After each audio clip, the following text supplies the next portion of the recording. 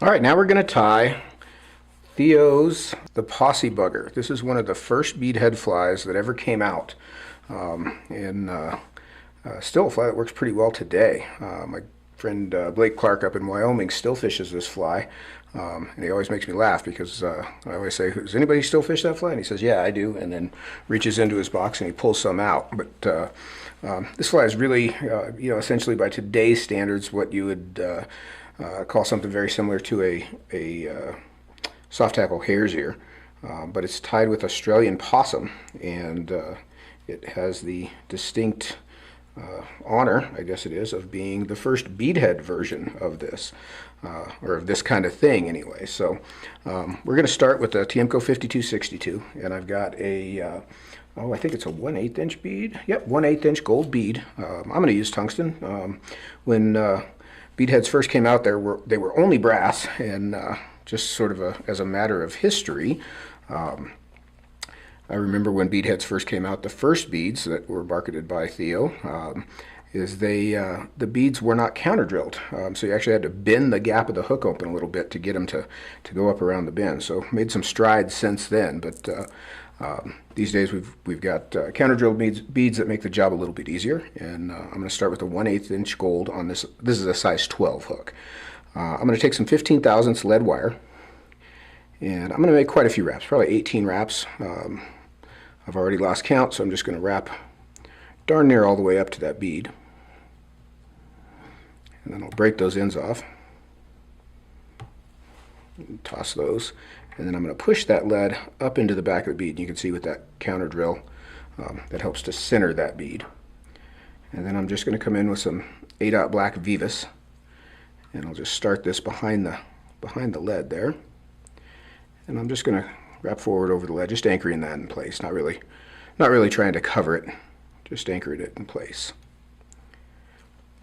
So the tail on this fly, most of this fly is made of Australian possum, and Australian possum is somewhat hard to find these days. Brent at Umpqua found me maybe the last existing hide of Australian possum laying around. I'm sure I have one at home, and mine, this one is sort of a gray color. The one I had was a little bit more tan, so I think there were maybe two color phases of this critter, but apparently they're exceedingly vicious and will tear your arm off or something like that, because there's not very many of them, very many hides left in the world. I don't think it's an endangered critter by any stretch, but it is hard to come by. So what I'm going to do here is I'm kind of up toward the face of the critter. There's some little bit shorter hair up in here, and I'm going to cut a little tuft of this out, and we're going to make this into the tail. I'll hold this up. You can see I've got far more than I really need for the tail of this fly, but I'm going to just take a little bunch of that fur, and I'll set the rest aside for the next one, and just bundle that into a nice little tuft, like so. And I'm going to tie this in for the tail back here at the bend, and I want a little shorter than the hook shank would be. I'll just wrap forward over those butt ends, and then as a topping for the tail, I'm going to take just a strand of strand of pearl FLASHABOU, and I'll tie that in and catch it, and then I'll fold that front end back, so I'm doubling it, and I'll wrap back over that so that flash is on top of the tail. And then I'll cut that just a little short of the tips. And I'm going to save that strand here, because now I'm going to tie it in for my rib. So I'm going to take that same pearl FLASHABOU and tie that in for my rib, right down to the bend of the hook. So now I'm going to take some of the longer fur. In this piece I've cut more out of the center of the hide. And I'm going to take a bit of this, and you could certainly mix this up in your dubbing blender or with a can of air to mix it up into a little bit coarser dubbing, or a little bit more mixed dubbing, or you could just mix it in your hands. I'm going to try a little bit of this shorter stuff in there too. And you'll see, hare's ear would make a really nice substitute for this Australian possum. It's a very similar hair. This is very soft stuff. It's like long rabbit, I'm going to have to kind of dig in to see how available this stuff is these days, because I could actually think of a few things I could use this for. But I'm going to take this possum dubbing now, and I'm going to start to dub it down on the thread. And I want to build a fairly fat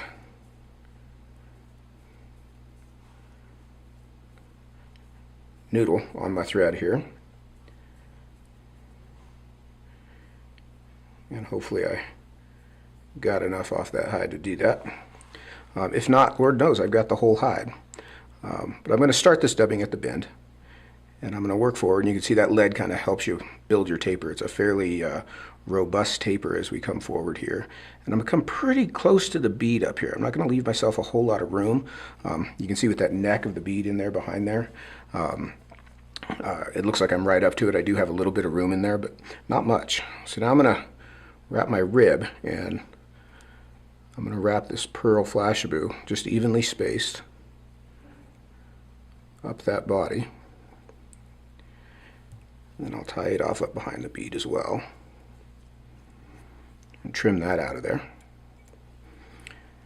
Now I like to sort of brush this out a bit. I'm just going to use a little wire dubbing brush here. Kind of make that a little shaggier. You know, when those bead heads first came out, you know, they were pretty off the wall. They were, you know, very different from everything we had been using, and they, yeah, we weren't sure that they were going to go over. You know, I was a young man back in those days, but there were plenty of old guys that are like, I'll never fish with anything like that. And, I still know a lot of those old guys. They're still around, and yeah, they fish with bead heads now, just like everybody else. But this is a pretty cool historical value fly. The collar on this originally is bronze mallard. Bronze mallard is these days, just right now, currently, COVID days, sort of hard to find. You know, it's not that it's unavailable. If you're a duck hunter, you could certainly find some, but you know, getting it commercially has been pretty tough. So what I'm going to use instead is a partridge feather, just a Hungarian partridge feather, and that's what he started life looking like. And I'm just going to create a separation point here at the tip and stroke those fibers back like that. And I'm going to tie this feather in by its tip end, just up here behind the bead. And I'm going to anchor that in place, and you can see the tip here sticking out. I'll usually fold that back and catch that with a couple of turns as well. That just anchors that in place and keeps it from pulling out quite so easily. And then I'll trim that tip off. Now I'm going to grab this partridge feather in my hackle pliers, and I'll fold these fibers back. I like to wet my fingers a bit to start to fold these fibers. And it's only going to take about a turn. You're not going to get much more than a turn, to be perfectly honest with you. About a turn or two of partridge there, just kind of a big soft tackle collar. Then I'll tie off on that bare stem just behind that bead and come in and trim that stem out. Just to anchor that last little bit of stem down there. And then the collar, I'm just going to use some black rabbit for. Theo's original recipe called for Australian possum from the back, and this hide just is not very variegated. It's fairly kind of gray, mottled gray color all the way through. So the fly had a pretty dark collar, so I'm just going to use some black rabbit here, and I'm going to dub this on up here behind the bead. And I don't want to push that collar back too much. I'm just going to dub a little head there. And then I'll whip finish just up here behind the bead. And I kind of let the whip finish turn slide off the back of the bead there. And I'll come in and nick my thread out. Then I'm going to take that dubbing brush again, and I'm going to start to pick that dubbing out. You can see I kind of overdubbed that a bit, and I did that on purpose because I was going to pick it out. If you put on exactly the right amount and then pick it out, you've got not enough. So you want to overdub a little bit with that black dubbing. And then pick that out and kind of let it bleed into the collar. And there's our Possie bugger. Kind of a cool little fly, nondescript. You know, certainly you could take this fly out today and catch fish on it. This is a buggy little critter, but that was one of the very first beadhead flies to ever exist that any of us knew about. So there's Theo's Possie bugger. change the world right there. So don't think you can't do it too. Thanks for watching. I'm Charlie Craven.